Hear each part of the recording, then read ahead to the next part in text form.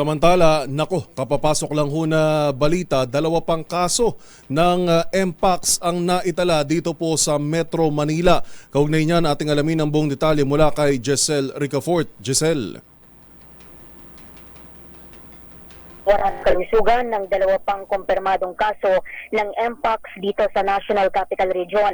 Clade 2 raw o Clade 2 variant ng Mpox yung dumali sa mga pasyente o yung mas mild na uri ng dating tinatawag na monkeypox.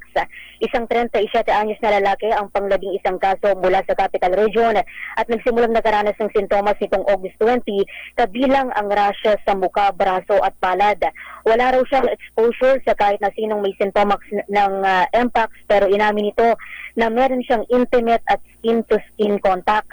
Ang panglabing dalawang kaso naman ay isang 32 anyos na lalaki na nagkaroon din ng sintomas nitong August 40 naman at nagkaroon ng skin lesions at nagkaroon ng lagnat. Inamin niya rin sa mga kinauukulan na nagkaroon siya ng close, intimate at skin-to-skin contact sa kanyang sexual partner. Sa kabuuan, 12 na yung naitalang Mpox cases sa Pilipinas.